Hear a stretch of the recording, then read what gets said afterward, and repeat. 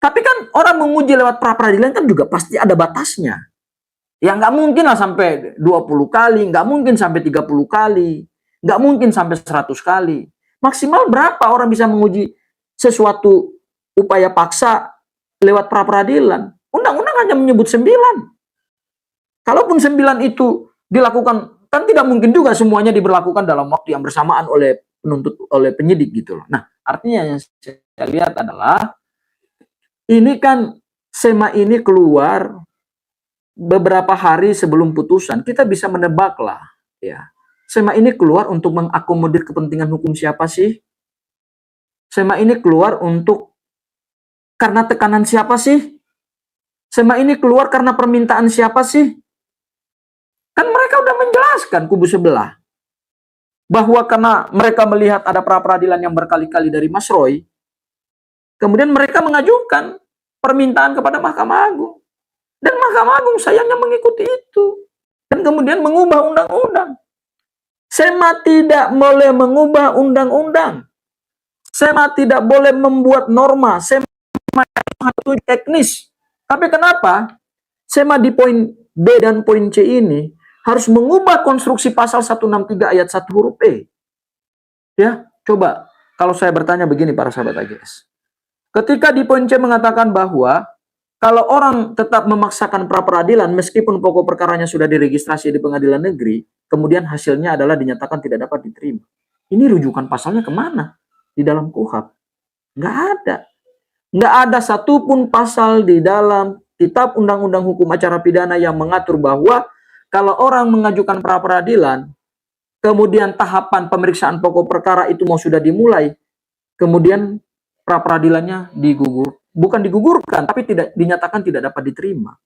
Orang sebelum bertanding, tapi skor akhirnya sudah ditentukan oleh aku. Terus buat apa orang bersidang capek-capek? Mendatangkan ahli, mendatangkan saksi, kemudian melakukan pembuktian. Kan bunyi semanya begitu. Ya, permohonan pra-peradilan tetap diregistrasi, disidangkan, dan diputus dengan amar putusan NO dinyatakan tidak dapat diterima. Kan kasihan orang gitu loh. Orang capek-capek bersidang, orang capek-capek menghadirkan ahli, menyewa lawyer, menghadirkan saksi untuk melawan jaksa, untuk melawan penyidik. Tapi kemudian hasilnya sudah ditentukan oleh Mahkamah Agung. Menurut saya SEMA ini jauh lah dari prinsip negara hukum gitu loh. Jauh sekali. Ya. Jauh. Kalau hanya sekedar untuk kepastian hukum, belum tentu menghadirkan keadilan.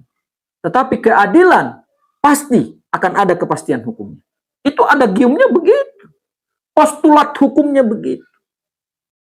Kepastian belum tentu melahirkan keadilan. Tetapi keadilan pasti di dalamnya kepastian.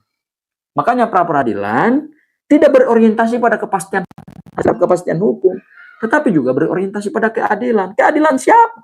Keadilan bagi tersangka. Ketika dia ditetapkan sebagai tersangka dengan pasal yang tidak jelas, ketika ditahan dengan alasan yang tidak jelas, ketika dicekal dengan alasan yang tidak jelas, ketika digeledah, disita dengan alasan yang tidak jelas, maka undang-undang memberikan ruang itu kepada tersangka untuk menguji kewenangan penyidik. Loh, sekarang kok dibatasi? Pra-peradilannya dibatasi. Terus buat apa kita punya KUHP nasional yang luar biasa ini gitu loh. SEMA ini menurut saya justru tidak mencerminkan adanya politik hukum yang sesuai dengan semangat KUHP yang baru. Jauh menurut saya. SEMA ini tidak mencerminkan nilai-nilai perjuangan para pembuat undang-undang. KUHP didesain sejak tahun 63, disahkan tahun 2023. 60 tahun baru ditekan oleh Presiden Joko Widodo. Dengan pasal 53 pedoman pemidanaan bahwa keadilan harus mengalahkan kepastian kalau terjadi pertentangan. Kemudian rancangan KUHP-nya sendiri baru didesain tahun 2012. Naskah akademiknya itu baru dibuat, kenapa? Karena yang diprioritaskan adalah hukum pidana materialnya dulu. Begitu masuk KUHP untuk dirancang, KUHP inilah kemudian mengikuti KUHP. Dan dua produk undang-undang ini masterpiece bangsa Indonesia. Kenapa kemudian dalam sekejap, hanya hitungan hari, harus diubah normanya hanya oleh lembaga Badan Pra-Peradilan? Padahal yang membuat undang-undang ini adalah DPR dan Presiden. Menggali nilai-nilai Pancasila, menggali nilai-nilai keadilan di dalam masyarakat kita, menggali hukum adat kita, melihat dan memotret fakta penegakan hukum bahwa selama ini orang dikriminalisasi, tapi ruang batasnya untuk mencari keadilan bagi dirinya itu dibatasi oleh undang-undang. Makanya kemudian diubah. Tapi kemudian yang terjadi adalah hanya dalam hitungan hari Mahkamah Agung kemudian mengubah desain hukum acara pidana kita. Saya bukan berarti karena adalah kuasa hukumnya Roy Suryo, tidak. Pra-peradilan ini bukan hanya untuk Roy Suryo dan Dr. Tifa, tetapi pra-peradilan ini untuk semua masyarakat Indonesia yang nantinya ketika berhadapan hukum ditetapkan sebagai tersangka, dikriminalisasi, dia bisa menggunakan pra-peradilan untuk mencari keadilan bagi dirinya. Hanya memang kalau saya lihat adalah kita masuk di dalam ekosistem hukum pidana baru ini di dalam suatu perkara besar. Perkara mantan presiden. Presidennya Presiden Jokowi. Yang perkaranya adalah terkait dengan ijazahnya dipertanyakan. Kemudian tersangka mencari keadilan lewat pra-peradilan. Untuk menguji apa? Bukan menguji pokok perkara, bukan menguji ijazah, bukan.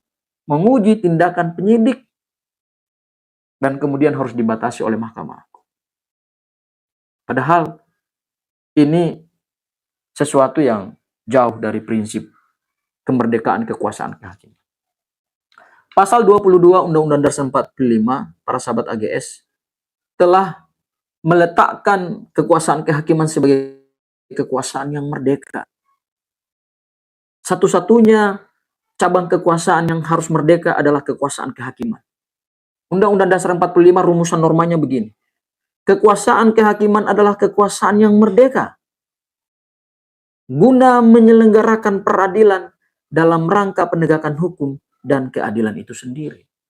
Merdeka adalah kata kunci dari lembaga kekuasaan kehakiman. Tidak boleh ada pesanan, tidak boleh ditekan, tidak boleh karena adanya permintaan dari pihak A, pihak B, pihak C, pihak D, nggak boleh. Dia berdiri di atas prinsip penegakan hukum yang adil. Itu. Tapi saya melihat SEMA nomor 3 tahun 2026 ini hanya dalam sekejap memupus harapan kita untuk melihat sistem peradilan pidana kita itu jauh lebih humanis. Kalaupun dinyatakan bahwa ini kalau tidak ada pembatasan nanti akan berpengaruh terhadap penangkapan masa penahanan. Come on, pra-peradilan nggak ada urusannya dengan masa penahanan. Dan pra-peradilan juga tidak akan mengganggu masa penahanan. Contoh, berapa orang bisa mengajukan pra-peradilan? Pra-peradilan itu cuma 1 minggu. Cuma 7 hari.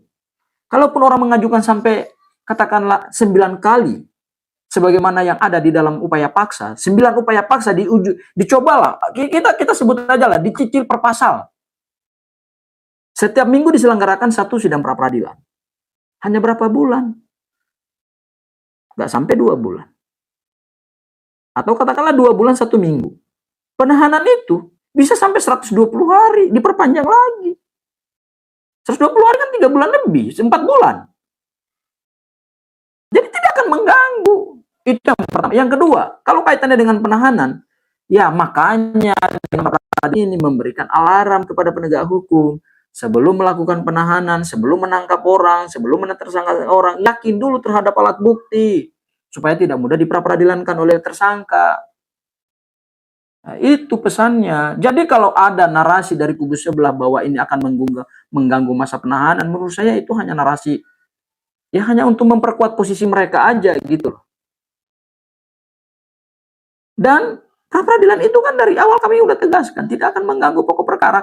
Hanya bedanya adalah dengan KUHP yang baru, pokok perkara harus nunggu.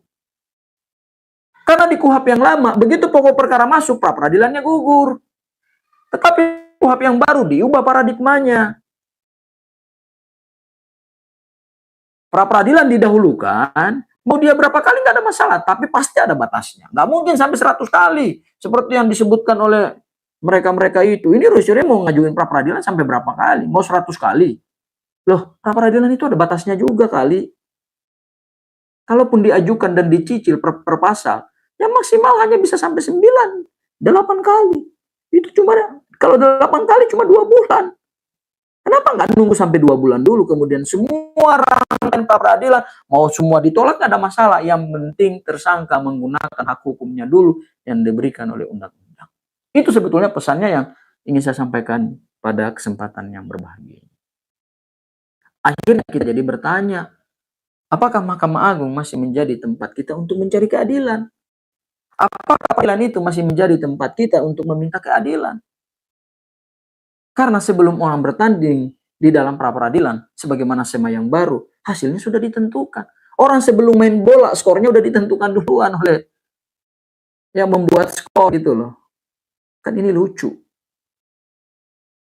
Orang sebelum bertanding, tapi pemenangnya udah ditentukan siapa yang akan menang. Sampai SEMA ini.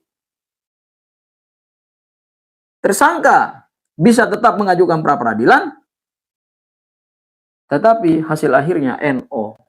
Dan itu dialami oleh Bu Tifa, dan kemungkinan mungkin juga akan dialami oleh Mas Roy pada putusan pra peradilan yang keempat. Saya sangat percaya bahwa pra peradilan yang keempat terkait dengan yang kemarin kami uji pencekalan, itu mungkin juga akan digugurkan lewat SEMA ini. Bukan digugurkan oleh undang-undang dan bukan digugurkan oleh pembuktian, tetapi digugurkan oleh SEMA yang dibuat oleh Mahkamah Agung. Sehingga menjadi pertanyaan bagi kita adalah, masih adakah keadilan di negeri ini, dan apakah Mahkamah Agung masih jadi tempat kita untuk mencari keadilan? Ya, ini sesuatu yang naif di negeri ini. Puluhan tahun para pembuat undang-undang, para legislator kita yang luar biasa, yang mungkin masih ada di DPR sana, berjuang untuk menghasilkan karya masterpiece. Kitab Undang-Undang Hukum Pidana dan Kitab Undang-Undang Hukum Acara Pidana, KUHP dan KUHAP nasional, yang memprioritaskan keadilan bukan hanya sekedar kepastian hukum, tetapi hanya dalam hitungan hari. Ya, kalau kita bisa hilang hitungan jam, ya juga hitungan jam. Karena beberapa hari itu kan kalau dihitung 1 kali 24 jam, ya kalau 2 hari berarti 48 jam. Hanya hitungan beberapa jam. Setelah Mahkamah Agung ditekan, setelah adanya permintaan dari pihak-pihak kubu-kubu sebelah, maka kemudian Mahkamah Agung mencederai KUHP itu sendiri dengan membatasi pra peradilan, dan bahkan yang lebih miris lagi adalah sebelum orang bertanding dalam pra peradilan, hasilnya sudah ditentukan oleh Mahkamah Agung. Itu para sahabat AGS kesimpulan yang bisa saya sampaikan. Kemudian mohon maaf saya tidak bisa membalas komentar para sahabat AGS yang luar biasa ini. Mudah-mudahan apa yang saya sampaikan ini nanti akan kita diskusi lebih lanjut, dan akan ada 2 forum yang akan menjadi kesempatan untuk saya sampaikan ini ya. Kita tunggu saja forumnya di hari Senin dan hari Selasa ya. Mudah-mudahan kita akan sampaikan pemikiran-pemikiran kritis kita bahwa SEMA ini sesungguhnya telah mencederai rasa keadilan.